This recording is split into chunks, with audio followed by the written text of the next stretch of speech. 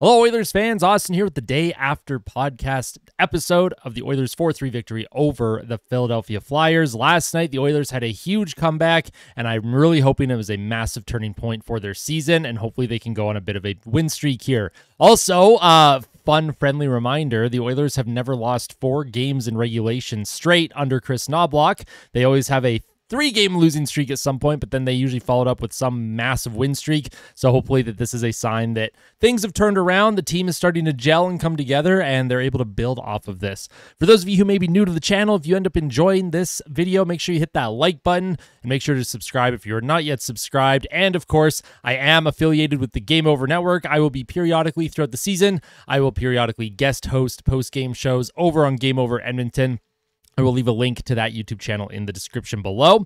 But without further ado, let's jump into the day after episode and discussion. The Oilers defeated the Flyers 4-3 in overtime last night. At even strength, they had an expected goals for percentage of 58.70% and a Corsi for of 62.50%. They really were controlling a lot of the play. Their woes on special teams kind of continue. They weren't able to generate any goals on their 4 power plays, and they give up 2 more power play goals against. So hopefully that penalty kill starts to turn it around sooner rather than later. Our topics today, the Oilers, they get their first win, and I'm going to kind of discuss my thoughts on that.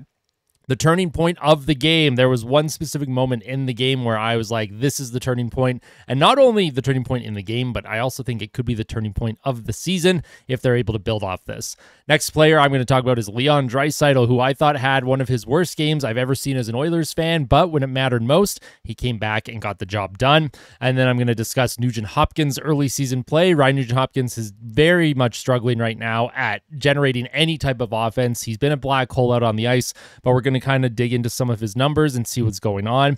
I'm going to discuss the officiating briefly. I'm not going to say that the officiating last night was poor or good or whatever. It's just going to be a general discussion of the officiating because there were a lot of comments and a lot of fans talking about it last night, so I want to give my own personal views on that. And then I'm going to talk about Jeff Skinner, who I think has had a very, very underrated start to the season. Among oil country, at least. Oilers fans, they know how good Jeff Skinner's been. I guess I meant to say the rest of, the fan bases. The rest of the league, I think, is sleeping on Jeff Skinner right now. Then I'm going to talk about the Oilers' next game and the content that you can expect from me before that game against Nashville tomorrow. And then my closing thoughts. As always, if you want to skip ahead to any of the specific topics on screen, every single topic will be timestamped. So the little media player that you're watching from your device, I will timestamp everything, and you can click on whatever timestamp you'd like to go to if you don't want to watch the video in chronological order. Now, with that out all the way, I apologize. These intros, I'm going to find a way to shorten them a little bit. Let's talk about the Oilers' first win of the season. Yes, the Oilers finally get in the win column. They are now 1-3 on the year, and at least they have something positive to build off of heading on to their first mini road trip of the season. The Oilers, I believe, had a pretty favorable home schedule to start. I was expecting at least 3 wins out of the 4 games when we were heading into the season. That did not happen. The Oilers only managed to scrape away 1 win, but it is better than going 0-4, and I do believe that this is a sign of good things to come. The offense is starting to get going. Some of their bigger players that had been very quiet are starting to find some points, find the puck in the back of the net. And of course, the team looks like they are getting over that, that awkward phase where you have new players, your old players, and you're trying to get back into the groove of things after a long cup run last year that the team fell short. And it looked like just for the first couple games, the team didn't look right. They were generating chances at a pretty high rate, but they were also giving up a lot of chances on their own end. They weren't getting any saves. Special teams has not been great. The confidence just didn't look like it was there. But after the win last night, and even during the game, as the frustration level continued to build, you had more goals called back for goalie interference. You had a goal that counted against you that was deemed not goalie interference for some reason. Hello, Mochi, you got your tail in my way here. I think for Oilers players and Oilers fans, there was a moment last night where we were all just throwing our hands in the air going, you know what, I guess this is how this season's going to go. But the players on the ice, they managed to turn it around. They managed to turn the entire script around on its head and push back. We finally saw some pushback in this team. After the Calgary Flames game on Sunday, I talked a lot about how there was a non-response to a lot of what Calgary was doing on the ice. Calgary was asserting their physical will against Edmonton, whether it's taking a hack on Stuart Skinner's leg with no response. Draisaitl was hit hard in the boards. McDavid was hit hard into the boards. And whether they're clean or not doesn't matter to me. When your players are being roughed up like that, you expect some kind of response on the ice, whether you're going to dish it back or find a way to get a goal and start pushing a little bit on offense. The Oilers rolled over in that Flames game, and you didn't see the frustration coming out. You didn't see a lot of emotion from Edmonton, and I was incredibly concerned. I was sitting there going, where is the emotion on this team? Where is the care factor? Where is, that moment where everyone on the ice goes, you know what, screw this. I'm taking things in my own hands because I've had enough of seeing this. Last night, it was by committee. Everyone at some point turned around and went, you know what, this is unacceptable. We're frustrated. We're going to take this out on someone. And this leads me into my second topic of the video, the turning point. The turning point of this entire game was in the third period. Troy Stecher watched Stuart Skinner get body checked by Sean Couturier behind the net. And on Sunday, when Skinner was slashed in the back of the leg by Backlund, nobody on the ice did anything, and nobody throughout the rest of the game even went after Backlund. That was not the case last night. Stuart Skinner was body checked by Sean Couturier, and Troy Stecher, he immediately tossed his gloves off and he started throwing them. And Troy Stecher, look at the size difference of Stecher and Couturier when you watch that fight. They're not even in the same league in terms of weight class. Troy Stecher, heart of a lion. He hasn't gotten to play a lot this season. He was scratched a lot last season. I know in the playoffs he was dealing with some kind of foot infection or something, so that's why he couldn't play, if anyone was curious why he wasn't playing in the playoffs. But for a player that just, he re-signed, he wanted to stay in Edmonton. He didn't get into the lineup until the game against Calgary. He showed a lot of heart last night, and I was texting my dad. I was like, this could be a turning point. The team was still down a goal. It didn't mean that the team was going to suddenly come back and win, but it was a response to a hit on their player that he didn't like. And I will say I'm really glad that the refs did not give Troy Stecher a instigator penalty there, because they definitely could have. I think the ref not giving goalie interference on Couturier made up for the non-instigator penalty that did not obviously go to Troy Stecher.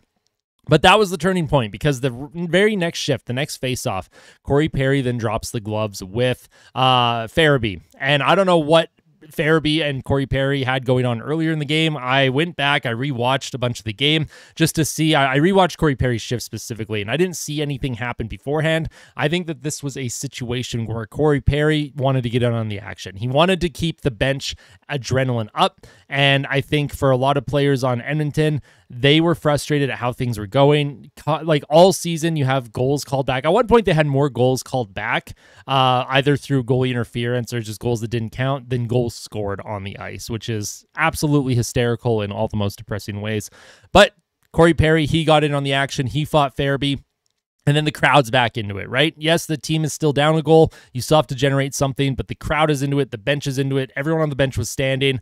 You could feel a shift. There was a seismic shift going on at Rogers Place. The players could feel it. And the Philadelphia Flyers, they were feeling it too, because they weren't very effective at generating any kind of a forecheck after those two fights.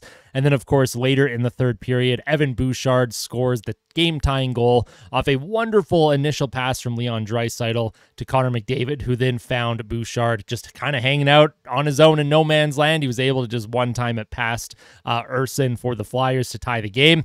And then the Oilers go into overtime, and then Leon Draisaitl gets the winner. And that brings me into my next topic, Leon Draisaitl. He was having such a horrifically bad game. Like, I've seen him play bad. We've seen him play quote-unquote lazy. I don't like using the word lazy, because I don't think players who are in the NHL generally are ever lazy. You know how much work you have to do to even handle playing in an individual game at the NHL level. But there were moments during the game, and I'm going to try and prevent my voice from cracking too much because I am losing it. During the game, Draisaitl's decision-making was not where it needed to be. His passes were not crisp. He was not controlling the puck well. He was at the start of the game, he was put with Connor McDavid. They loaded Draisaitl and McDavid to just try and spark some offense. And there were a lot of people concerned about that heading into the game, which is a very valid thing to be concerned about, especially when the team is not generating offense. Usually you go to McDavid and Draisaitl. Like, this is like a desperation, last resort type move that the coaching staff should be making. And they made it in game 4 of the year. This isn't game like 55 where the team is still struggling to score offense. This is game 4. So there's a lot of question marks going into the game about whether Draisaitl and McDavid should be together, and Draisaitl did not respond well. If you're getting promoted and you're getting to play with Connor McDavid, I expect a little bit more than what Draisaitl was doing throughout the game, and then it all came to a head at the end of the second period. The Oilers just got finished killing a couple penalties. They had a brief 5-on-3 they had to kill, which they did do, and then there was like 40 seconds left in the period, the top line goes out onto the ice. And then the Oilers are kind of stuck in their own zone for just a little bit. And with about 10 seconds left, Leon Draisaitl, away from the play, away from the puck, he cross-checked a Philadelphia Flyer for no reason at all to send Edmonton back to the kill heading into the third period. And for a team that was already struggling with discipline, for a team that has been struggling on the penalty kill, a team that is still down a goal heading to the third, it was a very, very selfish and undisciplined penalty for Leon Draisaitl to take. And I put out a tweet last night. I said Leon Draisaitl should absolutely be benched for that. I could not believe that that's a decision that he thought was acceptable at that moment. And Draisaitl, he's yapping at the ref when he heads to the box and all this stuff. Now, I will say, in the third period, Draisaitl, he comes out of the box. The Oilers make the kill. That's great. He comes out of the box. He has that initial post-penalty kill shift with McDavid. But then we did not see Leon Draisaitl for several shifts after that. I think he was passed over 2 or 3 times. There were a few shifts where McDavid was out there without Draisaitl and Nugent-Hopkins was out there without Draisaitl. So Draisaitl was 100% benched for about 5 or 6, 7 minutes of that third period. It wasn't until the halfway point of the third where the Oilers got a power play that he came back out onto the ice for that power play. And I will say, for Chris Knobloch and this coaching staff, if they truly did bench him, if that was a decision, a conscious decision from the coaches, Draisaitl, go to the end of the bench, sit there for a bit, think about how your game's going, and we'll see if you even get back out there. When he was put back out on the ice, he was a different player. Yes, the power play did not score, but that doesn't matter. Draisaitl was making right decisions with the puck, and then as the period progressed, every time he was getting a shift, he looked much better. He was more engaged. He was great on the back check. There was one specific back check about halfway, or there was about 5 or 6 minutes left in the third. There was a back check in his own zone. He stripped a Philadelphia Flyer on the back check. It was a great defensive play. Gave a lot of credit to him at the time, and I'm giving him a lot of credit now. And then, of course, he helped set up the game-tying goal with 3.5 minutes left. The puck is kept in. It's fed to Draisaitl, who does a nice little spin backhand pass to get it to McDavid. McDavid feeds Evan Bouchard. They tie the game, and then, of course, we get into overtime, and then Connor McDavid, he gets his breakaway, and then he does not score. However, Draisaitl, the trailing man coming in, 2 Philadelphia Flyers are still way back in the play, not even near where the puck is. Draisaitl's able to come in on his own. He puts the puck past Urson's blocker. The Oilers win 4-3. And for Leon Draisaitl, there are a lot of players in the league where if they had been, of his stature, I guess I won't say a lot of players of his stature because not many players are as good as Leon Draisaitl. That's why he's the highest paid in the league. But there are a lot of highly skilled, highly talented, highly paid players in the NHL. If they were given the benched treatment, if a coach benched those players, sometimes the response is negative. And for Leon Draisaitl, he had 2 choices to make. Continue to sulk and pout and make terrible choices on the ice, or turn his game around, self-reflect, become the player that everyone knows that he can be and why he's the highest paid player in the league this season. And you know what? It worked out great. I'm very happy that Leon Draisaitl was able to turn his game around when it mattered most. Especially even McDavid too, and Bouchard, like the big top guns are relied on for offense, and they were, when the chips were down, able to get this team back into the game by tying it and then winning the game on overtime. So for Leon Draisaitl, hopefully this is a turning point for him as well. Like I said, there are a lot of fans out there that like to think that he's lazy and that, that he has games where he just looks off. Last night was one of those games. However, he was able to flip the narrative around, and we are talking about his overtime game winner, and we are talking about his assist on the game-tying goal, which is a good thing because if Edmonton had lost this game in regulation, the narrative and storylines would have been really, really toxic. And I'm glad that we are not talking about that right now. So Leon Draisaitl, a great finish to the game, and hopefully he can build off that. Moving on now to a player who did not have a good game and hasn't had any good games since the season started is Ryan Nugent-Hopkins. Nugent-Hopkins has been struggling mightily since the season started. He looks like a shell of his former self, and I don't think he's injured. I just think he is being a very ineffective player right now. I'm not sure what's going on. Usually with Ryan Nugent-Hopkins, he's never been known to like drive offense. Yes, a couple of years ago he had 100 points. That was an outlier. His career high up to that point was like 68 or something, or 70. I can't remember. But Ryan Nugent-Hopkins is not someone that drives the bus. You know, he's a great complementary player. He's a great power play specialist at feeding the puck to where it needs to go to help score. And then of course he can chip in on offense. He has his patented low blocker wrister that he can score on whenever he feels like. But Nugent-Hopkins is not someone that is going to beat you a lot with his speed. He's not going to overpower you with offense. He's not, physical. He's just a smart player. He's always in the right places. He's great on the back check. His two-way game is strong, but so far in 4 games this season, and it is a small sample, there are concerning signs of his play. And, when we look at his 5-on-5 metrics, even strength. So even strength also counts 3-on-3, by the way. His even strength numbers. He has been on the ice for exactly 0 goals for at even strength. So he has not even been on the ice for a goal scored at even strength. And he's been on the ice for 4 goals against. So he has a -4 goal differential at even strength, which is nowhere near good enough. But the more concerning thing for me as a individual that is really into advanced analytics, likes numbers, math, that sort of stuff. According to Natural Stat Trick, in his game times this season, the 4 games that he's played, his expected goals for percentage is 28.70%. That is horrifically bad. Like that is abysmal. That's terrifying. If he were to sustain that all season, which I know he won't, things will turn around at some point, because I don't think I've ever seen a player with an expected goals for percentage that low sustain it for a long period of time. But it really does show that he has not been anywhere near good enough. When he's on the ice, he is not helping his team at all, defensively or offensively.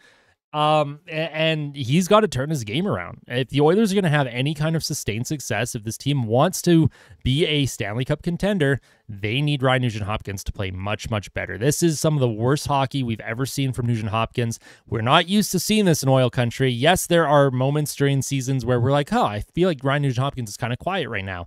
Then you look at his advanced stats and you're like, okay, well, he's still doing good, in terms of the numbers, not too many giveaways. And then when you're watching the games, you're usually like, okay, no, Nuge is playing fine. He's just maybe snake bitten. This is completely different. He is legitimately a black hole right now. He is legitimately at this moment a player that you could take out of the lineup, and it may actually be beneficial to your roster. So for Nugent-Hopkins, I don't know what the answer is at the moment. I don't know if it's just a bit of a funk. Maybe he's also in that, mental space where it's just tough to get over the fact that you did lose that cup final just a few months ago. And you've got to play through another 82-game grind. Whatever the case is, he's got to figure this out very, very quickly, because the team is in big trouble if he cannot sustain any type of play at 5-on-5. They rely on him in that top 6 for a variety of reasons. He is the defensively responsible one that helps get the puck to McDavid and allows McDavid and Draisaitl or whoever, Hyman, to do their thing and score goals. Nugent-Hopkins has not been good enough, and I'm calling him out right now, and I'm hopefully calling him out right now allows, the hockey gods to turn things around for him, and he's going to go out there and start to play much better. Watch him. Now that I've called him out, people are going to clip how negative I am right now about Nugent-Hopkins, and then watch against Nashville. He's going to have like a hat trick, and everyone's going to be like, oh, Austin Hockey doesn't know what he's talking about. He said Nuge sucks, blah, blah, blah, which is hilarious, by the way. Also, I just want to say the fan reaction last night to the Oilers post-game video that I put up. This has nothing to do with Nugent-Hopkins. I'm just going on a side rant. It's so funny. The Oilers, they're 0-3, and when I'm talking about every loss, there are fans from other teams that come in, and they're like, yeah, I don't know what's going on with Oil Country. I like your content. Hopefully the team turns it around. The Oilers last night, they win their first game of the year. You know what fans of sports teams do? They cheer when their team wins. I was happy that Edmonton won last night. I had a lot of energy. I was very positive. I was upbeat. It was nice to wear that victory chain for the first time. And the amount of fans that were like, oh, plan the parade. It's like, okay, like, are you just not happy when your team wins? I don't know. So for those of you who were calling fans out for being excited last night, why do you even watch sports if you're not cheering when your team wins? Like, I don't know, man. Anyways, we're going to move on to the next point that I do want to talk about is officiating. The officiating last night was under the microscope a little bit. You had a goalie interference penalty, or goalie interference call that did not stand. The Oilers challenged for goalie interference on Michkov's first goal, where he kind of shoved at Stuart Skinner's pad and the puck went in. Now, you're not going to like what I say here. I don't think that that's goalie interference. However, there was a precedent set earlier in the night in a completely other building in the NHL. In Tampa Bay, Vancouver was playing the Tampa Bay Lightning, and Tampa scored a very, very similar goal in the third period against the Canucks. It was a cutout in front. There was a whack at the pad. The puck and pad ended up going behind the red line into the net. Tampa scored. And no, they didn't, because it was called from the Situation Room. It was challenged, and yes, no, that's goalie interference. Okay, great. An hour and a half later in Edmonton, you have pretty much a carbon copy of what happened in Tampa Bay, and that call is allowed to stand. Coach Knobloch, he challenged for goal interference, and the league at the exact same Situation Room decided, no, that's not goal interference. In fairness to Michkov, I don't know if it was the camera angles I was looking at, but he had one whack at the puck, and then his second one, it looked like he had nowhere to go with his stick because Brett Kulak was kind of also very physically forcing him down. And like, there was a weird, it's hard to describe, and I can't play the replay right now, unfortunately, but go back and watch what Kulak is doing and watch where Michkov's stick is. I think a lot of that had to do with Kulak, and I think the Situation Room likely saw what Kulak was doing with Michkov and went, I think Kulak had an effect on this play as well. The call on the ice was a goal. We're going to say not enough evidence to overturn it. Last night, the Tampa player, it was all him. He was not kind of pushed towards the goal. His stick wasn't pushed into the net at all. It was just him against Vancouver's goalie, shoving the puck in the net. I'm not saying it's right. I'm not saying I agree with it. I'm just saying if there's logic there, and I know there's not a lot of logic that goes on at the NHL Situation Room sometimes, but if there is logic there, I would, and you're able to defend it and acknowledge it, I would be like, okay, I see where you're coming from. The problem is we never know what goal interference is. I don't know what goal interference is. A lot of fans were very upset at that call last night, and I mentioned in my post-game recap that I can't get mad at goal interference calls or non-calls because I don't know what the rule is anymore. I legitimately don't know what the rule is. I don't know what goal interference is, so it's not worth wasting energy and breath and emotion getting mad about a call or a non-call that goes your way or doesn't go your way because I don't know what the rule is. If anything is challenged for goal interference from now on, I'm just going to sit back and just hope that it goes in favor of my team, and if it doesn't, I'm just going to shrug because what can you do? What can you do? You want better from the league. You want things clearly defined. I totally understand that. However, in this situation, I don't know, man.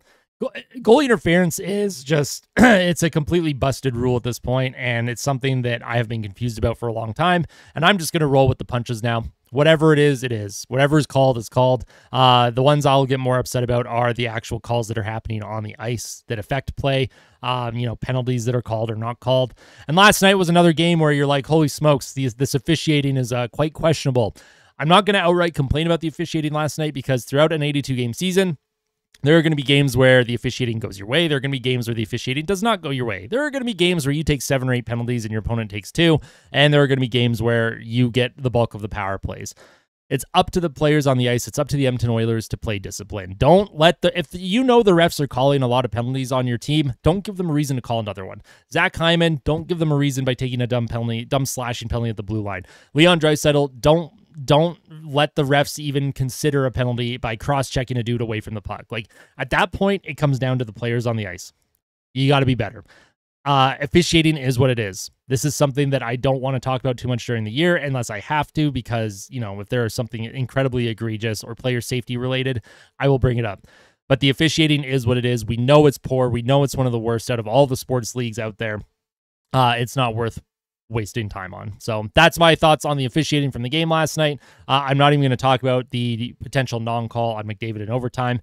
Philadelphia had 7 power plays. If Flyers fans are upset that they did not win the game because McDavid wasn't called on that partial breakaway for the Philadelphia Flyers in overtime, I would counter argue you had 7 power plays to Edmonton's 4.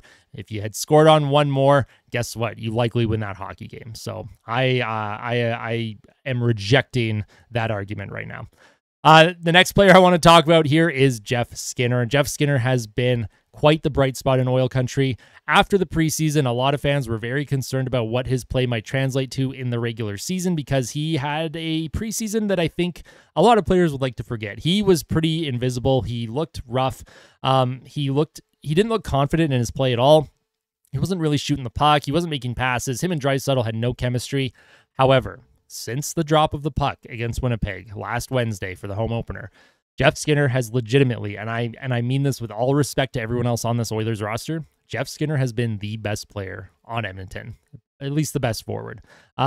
Corey Perry, I would say he's probably up there too, honestly. Corey Perry's been great. But no, Jeff Skinner has legitimately been the Oilers' best forward, in my opinion. Jeff Skinner right now has a 62.55 expected goals for percentage at 5-on-5, and he's been more than what's been advertised. Yes, he only has 1 goal scored, but he has a couple of assists, and for someone like him to start the season with Draisaitl, he then got to play a game with McDavid, and he did score, and then he was bumped down to the lineup again, third line. He is finding a way to help generate offense no matter what line he's playing with. No matter who he's playing with, Jeff Skinner is noticeable in a very positive way. And at this point, I actually may experiment with putting Jeff Skinner on that first unit power play and maybe taking Nugent-Hopkins off that first unit power play just for a game or two, just to experiment a little bit. The Oilers power play is running a little bit cold. Nugent-Hopkins isn't making great decisions with the puck. The play seems to be dying on his stick. Jeff Skinner looks like he's feeling good right now about his game. He's confident. He's got kind of a hot hand right now. I would legitimately take Nugent-Hopkins off the top power play unit. I would put Jeff Skinner on that left side because Jeff Skinner is someone that he can shoot. He's dangerous. He has a great shot. Ryan Nugent-Hopkins, it's pretty easy to defend him because you know he's likely not going to shoot the puck towards the net. He's looking to defer. That's kind of his job on the power play is, find someone behind the net, feed it back to Bouchard at the point, maybe try a cross-ice pass to Draisaitl for the one-timer. But for Jeff Skinner, if he's on that top power play unit, well, he has passing options and he can shoot the puck. So now defenders would be wondering, okay, is Jeff Skinner going to shoot this puck or do we have to worry about a pass that he's going to try and hit Draisaitl with? Jeff Skinner's been great. He's been more than advertised. And if he continues to play like this throughout the entire season, if he's able to sustain this play, Oil Country is going to fall in love with him. There's going to be a lot of Jeff Skinner jerseys being bought, and maybe even I'll buy one too. He's been great. I'm excited about his play. I'm excited about the rest of the season moving forward with him. Jeff Skinner, you've been terrific, and I can't wait for more good play from you. Now, when saying all that, we're going to come up near the end of the video here. The Oilers' next game is tomorrow night, Thursday, against the Nashville Predators at 6 p.m. Mountain. And what can you expect from me for that game? Well, number one, I will have a pregame report up tomorrow morning, probably around 9 or 10 a.m. Mountain. Going over the potential lineups, my thoughts on the game, the first, mini road trip. And the Nashville Predators, they are looking for their first win. This is a team that is winless, and Nashville is giving up a ton of goals right now. For a team that picked up Stamkos and picked up other players and looked like a potential cup contender, Nashville hasn't gone off to the start that they wanted either. Their goaltending's been questionable. You see Saros hasn't been 100% health this season. So we're going to see if Edmonton can go into Nashville, continue to build off their game last night against Philly, go into Nashville, try and get a win on the road, and then, put that into the weekend where they do play Dallas on Saturday at 2. So in terms of tomorrow, though, you'll have a pregame report up from me sometime tomorrow morning, and then I will also be doing a live stream commentary of the Oilers and Nashville Predators game at 6 p.m. Mountain on Austin Hockey's YouTube channel. This one right here, I'm very much looking forward to the live stream commentary. The live streams have been great, and I love doing them, and hopefully I can continue to do at least 2 or 3 a month. Depends on my work schedule. I know this live stream will likely be my last one for a little while until things slow down at work for me. And then, and then after the game, my post-game recap, It's going to be tons of fun. I'm looking forward to it. And in terms of closing thoughts, not a whole lot, honestly. I covered pretty much everything I wanted to cover. If there's anything that you wish I had talked about, or if there's anything that you do want to discuss, just let me know all your thoughts in the comment section below. I love reading all your comments. I read every single one. I respond to a ton of them. If I like the comment or if you make me laugh, I always put a heart on it because I love engaging with the community. The season has not gone off to the start that we all wanted. However, I'm really hoping that after last night's performance, after that huge turning point of Troy Stecher fighting, the team rallied. They found a way to dig deep. They dug in, as McDavid would say. You have to dig the F in. They did that. They get a big victory. They are 1-3 on the season. There's still a hole to climb out of. However, they can climb out of it a lot earlier this season than last season. The team's going to be in a good spot, and we're all going to look back on this first 2 weeks of the season in April, and we're all going to be laughing that we were all overreacting negatively to the team. I'm not going to get overconfident, though, because like I said, there's still a lot of work that needs to be done to get back to a level that I think is acceptable for the team and where they stand currently. So thank you all so much for watching. Your support on this channel has meant the world. We are climbing towards 4,000 subscribers, so if you enjoyed today's video and you want to see more, make sure you hit that like button and subscribe if you're not yet subscribed. And again, friendly reminder, I am part of the Game Over Network. You will see me doing post-game shows over there periodically throughout the season as a guest host. So if you want to check them out, link is in the description to go subscribe to them as well. Building something pretty cool over on Game Over Network. Thank you so much, Oil Country. I know these videos get long, a lot of words, a lot of talking. I appreciate your time and support. Tell someone that you love them. Fight like a kid. Fight like Ben. Let's go, Oil Country. We'll see you soon. Take care.